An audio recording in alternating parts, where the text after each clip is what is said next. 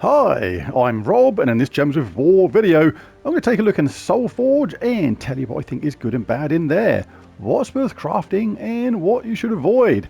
As well as that, I'll be taking a look at this latest Glory Troop Sharon and giving that a ranking too, and telling you what I think overall is the Mythic of the Week. Anyway, knock knock. Who's there? A pile up. A pile up who? Ugh. Ugh. Stinky. Okay, Sharon.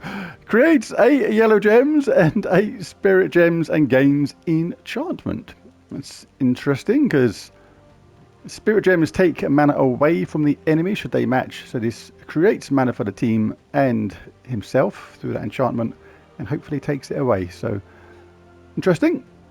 Allied centaurs gain 2 life.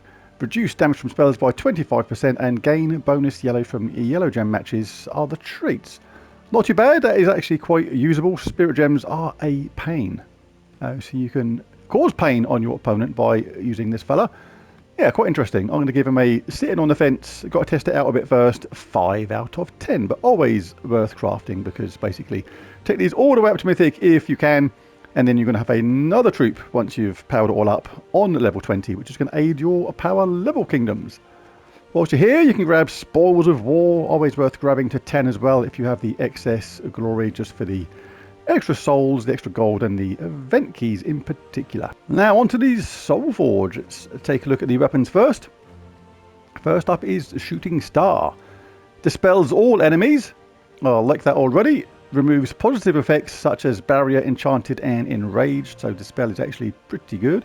Deals magic based damage to an enemy and eliminates half their attack. I quite like that, that's actually quite cool. There is a playstyle kind of thing, some people will like it, some people will see it as not that great, but I think that's actually pretty good. Dispel is actually very powerful. If a enemy is using one of those weapons, for example, that explodes gems, gives a status effect to all the team and things like that, and you've got other troops on the enemy team at the same time, like Mistralis, for example, on a 4-match enchants everybody, anything like that, then that dispels all that in one go. Bang. Really good. Not bad at all. Rosebow. Kind of a Valentine's Day themed weapon in a way. It's a bow with roses. Interesting. Deals magic based damage to an enemy boosted by Divinian Fields allies, then creates a mix of 6 blue and yellow gems for each Divinian Fields ally. So uses purple and green itself, but creates a mix of blue and yellow. So make sure that other troops on your team, at least a couple of them, use blue and yellow to benefit from that. Can be a very good mana generator if that is so. Staff of the Fields. This is what I call the anti-kingdom weapon. This is anti-kingdom for Divinian Fields because this removes yellow gems with no effect. Divinian Fields troops typically like yellow as one of their colours, and it takes all those away, so it makes it harder for them to collect the mana colour that they like. Then deals damage to an enemy boosted by the gems removed, and if the enemy is from Divinian Fields or the battle is in Divinian Fields, deals double damage. So fairly situational, but can be good in those certain circumstances. What do we have next? Doomed Chronicle. Deals magic based damage +4 per tempering level, then creates a mix of 6 purple gems and skulls for every purple enemy. So very popular on Guild Wars Day on purple, because it's going to create a whole load of skulls for the enemy to deal with, and then gives 3 magic to all allies, and if the enemy has a doom, give 5 more. Sort of good and bad, but kind of quite easy to defend against at the same time. Just to keep their top troop entangled, there's usually lots of ways to go about that, and all those skulls aren't going to mean nothing. They can create as many skulls as they like. In fact, it could end up working in your favour. So yeah, good and bad, especially if the enemy doesn't think of entangling the troops, or top troop at least.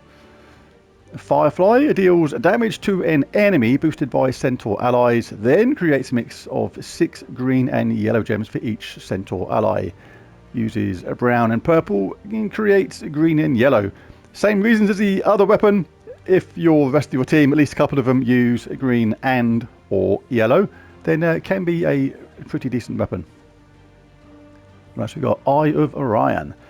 Explodes! Magic +1 yellow gems. Grants a random status effect to all Divinian Fields allies. Then summons a Divinian Fields troop. Do you like these weapons? These ones that explode gems, give a status effect and have a summon at the same time. Super useful. Do like them indeed. And any more? No, that is it for them. Let's crack on with the troops.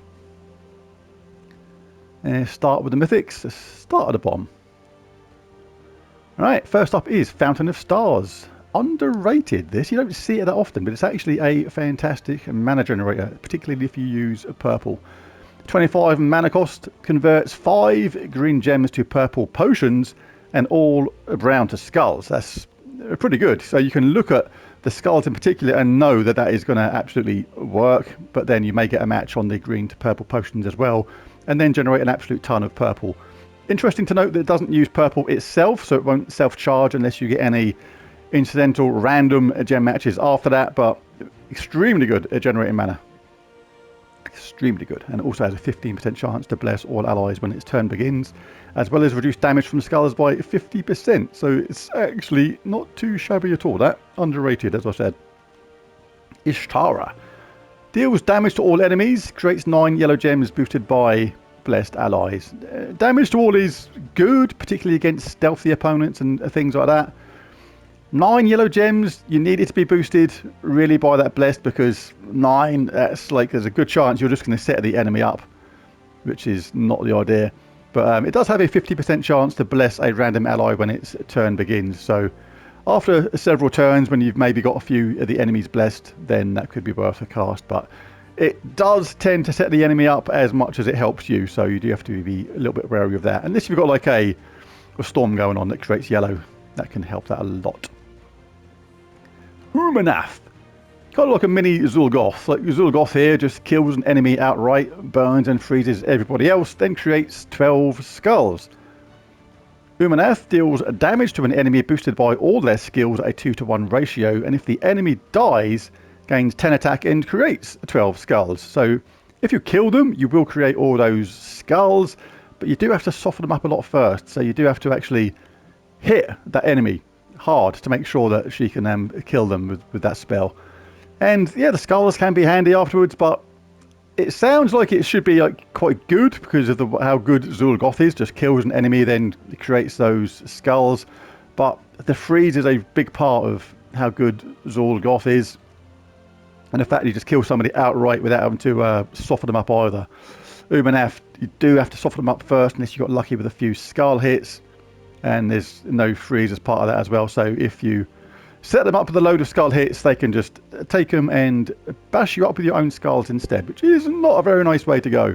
So yeah, sort of pros and cons with that. I'm not a huge fan of it. Oh, speaking of not a huge fan, Jotnar Rubbish Shield deals magic-based true damage to an enemy boosted by barriered allies and giant allies. So I can't remember when this guy came along, but it must be an early one because it's so lame now. It is unbelievable. The power creep in the game has come along as these new troops get more powerful as the game goes on, and this guy's been left behind. There are, just think about what Queen Beatrix does for a start. Like she does more damage to that on a damage to all sort of thing, which is really good, and can gain half her mana back and an extra turn, and creates load of 2 different colours. It's like, it's light years away from how it's. Queen Beatrix on her own is just way better than this. There are lots of troops which are better than this. Phenoxia, tons. So yeah, Jotnar, not very good, very collectible, just to boost up your mythic count. And if you are being mythic blocked on that kingdom, so you can't get to the next power level or something, but yeah, don't get it because you think it's a good mythic, because he's not, he's rubbish. Is that it? Fountain of Stars, Ashara, yeah, Umenath and Jotnar. So let's quickly go over the legendaries. Captain Saltclaw deals heavy splash damage to 2 random enemies boosted by blue gems at a 1-to-1 ratio. Splash damage can be okay, but you do need to make sure you cast on the 2nd and 3rd enemies to make sure you get the most out of it. And it does give 2 magic to all rogue allies when matching 4 or more gems, so it's okay-ish a bit. What else we got? the Widow Queen. Sacrifice an ally. It's not very nice. Deal magic-based damage to all enemies boosted by the sacrificed troop's life. Then summon a random Zulkari troop. Can actually be really good in the correct team. It's just quite a technical type troop to use because of the way it sacrifices an ally to, and to most people, especially newcomers to the game, that seems like quite a bizarre thing to do. But yeah, I still wouldn't craft anybody from this set of legendaries. Save your diamonds for the mythics. They are far harder to get hold of. One of these could pop far easier in a chest. Bone Dragon. I remember in the early days being scared of Bone Dragon. Now it's Bone Dragon. Pfft, nah. Not scared of you anymore, mate. Eliminates up to 25 armor off an enemy.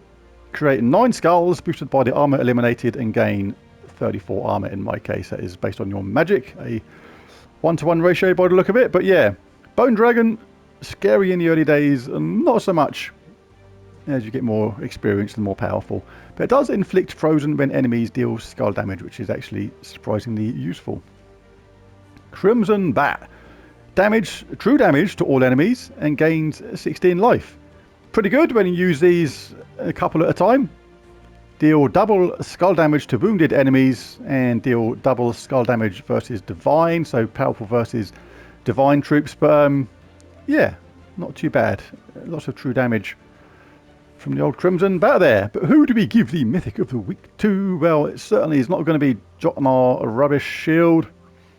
Umenath sounds good on paper, but in reality it's just okay. There is a couple of ways to use it, but it's just not that versatile. You know what I mean? It's like, yeah. Ishtara, pretty good. Not too bad at all, but I'm going to actually give this to Fountain of Stars. In the correct teams, and I'll probably show a team or two later on this week, Fountain of Stars is actually a superb troop. Really, really good indeed. Converts 5 green to purple potions and all brown to skulls and cleanses all phase. So very, very nice indeed. Fountain of Stars is my Mythic of the Week. I'll show a team later in the week on that, or two. But thanks for watching this video. I'll be back later on with the world event scoring and team. And that is it. Thanks for watching. Bye for now.